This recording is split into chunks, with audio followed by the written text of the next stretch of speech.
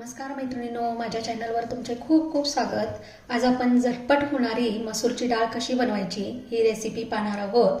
तर चला आपण वेळ न घालवता आपल्या रेसिपीला सुरुवात करूया। त्यासाठी लागणार आहे मला एक छोटासा कांदा, छोटासा टोमॅटो, कोथिंबीर, ठेवणीतलं तिखट असतं ते, आणि मी या ठिकाणी माझ्याकडे ओल्या कांद्याची पात आहे ती घेतलेली आहे, आणि या ठिकाणी 1 वाटी मसूरची डाळ भिजवून घेतलेली आहे। चला तर मग आपण आपल्या व्हिडिओला सुरुवात करू। चला तर मग मी या ठिकाणी गॅसवर एक कढई गरम करायला ठेवलेली आहे। त्यामध्ये मी एक पळी तेल घातले आहे। त्यानंतर या तेलामध्ये जात्या 1 चमचा मोहरी, त्याच्यामध्ये जाते 1 चमचा जिरं, त्याच्यामध्ये जाते 1 चमचा हळद, चिमूटभर हिंग, आणि या ठिकाणी आपण जे कांदा टोमॅटो चिरून घेतलेला आहे तो कांदा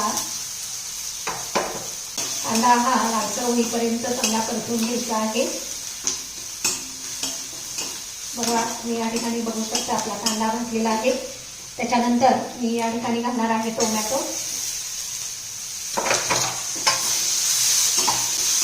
एक टोमॅटो थोडंसं मऊ होण्यासाठी त्याच्यामध्ये थोडंसं मीठ घालायचं आहे। मी या ठिकाणी बघू शकता आपलं टोमॅटो मऊ झालेला आहे। त्याच्यानंतर यामध्ये मी ओली जी कांद्याची पात घेतलेली आहे ती घातली आहे। ती या ठिकाणी आपल्याला 2 मिनिटं परतून घ्यायची आहे। नंतर या ठिकाणी आपण जी मसूरची डाळ भिजवून घेतलेली आहे ती घालायची आहे।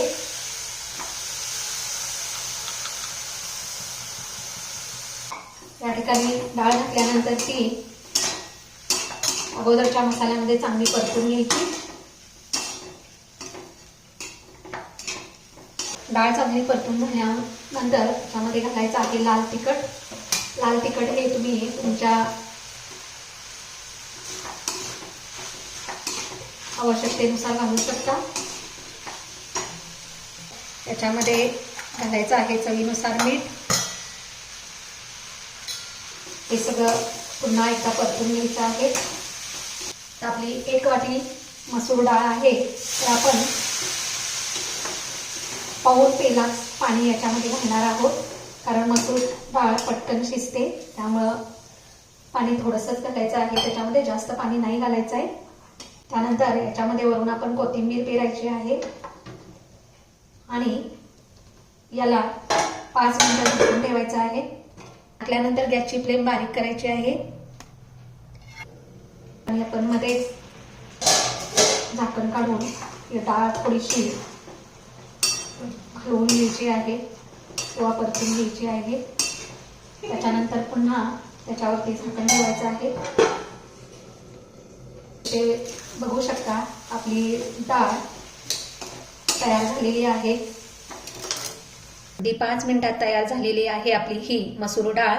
ही आपण मुलांच्या टिफिनसाठी देऊ शकतो, सुकी भाजी म्हणून वापरू शकतो। तर माझी ही रेसिपी तुम्हाला आवडली असेल तर लाईक आणि सबस्क्राईब करायला विसरू नका।